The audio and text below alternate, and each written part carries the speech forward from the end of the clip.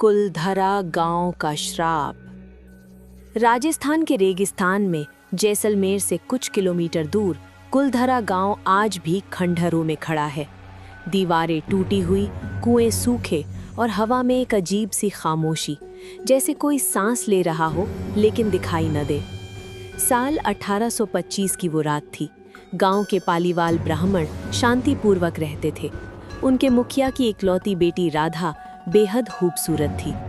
एक दिन जैसलमेर के क्रूर दीवान सलीम सिंह की नज़र उस पर पड़ गई। उसने धमकी दी, कल सुबह तक राधा मुझे सौंप दो, वरना पूरा गांव तबाह कर दूंगा। भारी कर लगाऊंगा, तुम्हारी इज्जत मिट्टी में मिला दूंगा। पूरी रात गांव में सभा चली। मुखिया ने कहा, हम अपनी बेटी की इज्जत नहीं बेचेंगे, न अपनी आन। सभी ने एक मत होकर फैसला लिया, रातों रात गांव छोड़ देंगे। चांदनी रात में बिना किसी आवाज के सैकड़ों परिवार सामान बांधकर निकल पड़े।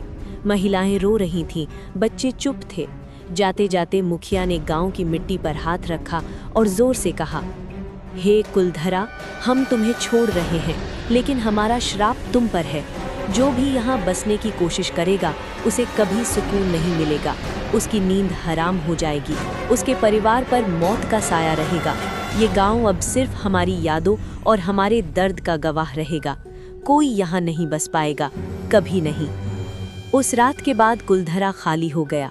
83 आसपास के गांव भी साथ में उजड़ गए। आज से 2 साल पहले अमित और उसकी पत्नी प्रिया दिल्ली से घूमने आए थे। अमित को पुरानी जगहों का शौक था। उसने सुना था कुलधरा के बारे में, लेकिन उसे यकीन नहीं था भूत प्रेत में। बस एक टूरिस्ट स्पॉट है, फोटो खींचेंगे और लौट आएंगे, उसने कहा। दोपहर में वे गांव पहुंचे। सूरज ढल रहा था। गाइड ने चेतावनी दी, साहब, सूरज ढलने से पहले निकल जाना, रात यहाँ रुकना अच्छा नहीं। अमित हंसा, अंकल, ये सब कहानियां हैं, हम बस थोड़ी देर और घूमेंगे। सूरज डूबते ही हवा ठंडी हो गई। प्रिया को अजीब सा लग रहा था। अमित, चलो लौटते हैं, मुझे डर लग रहा है। बस एक फोटो और, अमित ने कहा और पुरानी हवेली के अंदर घुस गया। अंदर अंधेरा था। अचानक उसकी टॉर्च बंद हो गई। अकेले में उसे लगा कोई उसके कान में फुसफुसा रहा है, चले जाओ, ये हमारा गांव है। अमित मुड़ा, कोई नहीं था। रात 9 बजे वे गाड़ी में बैठे तो गाड़ी स्टार्ट नहीं हुई। बैटरी डेड, मोबाइल का नेटवर्क गायब। प्रिया रोने लगी। तभी दूर से आवाज़ें आने लगी, औरतों के रोने की, बच्चों के चीखने की, और एक गहरी आवाज़ जो बार बार दोहरा रही थी, श्राप, श्राप, श्राप। अमित ने देखा खंडहरों के बीच सफ़ेद साड़ी में एक औरत खड़ी थी, जिसका चेहरा राधा जैसा लग रहा था। उसकी आंखों से खून बह रहा था। वो धीरे धीरे उनकी तरफ बढ़ रही थी। प्रिया चीखी, अमित, पीछे देखो। पीछे मुड़ते ही अमित को अपने सामने मुखिया खड़ा दिखा। सफ़ेद दाढ़ी, आंखें लाल, हाथ में पुराना तलवार का टुकड़ा। उसने कहा, तुमने हमारी चेतावनी नहीं मानी, अब तुम भी यहीं रहोगे, हमेशा के लिए। अगली सुबह टूरिस्ट गाइड ने उनकी गाड़ी खंडहर के पास खड़ी पाई।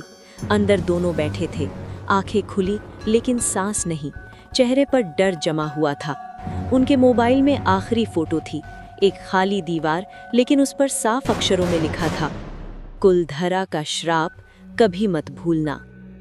आज भी कुलधरा में रात गुजारने वाले लोग या तो पागल होकर लौटते हैं या फिर कभी लौटते ही नहीं। क्या तुम कभी कुलधरा जाना चाहोगे?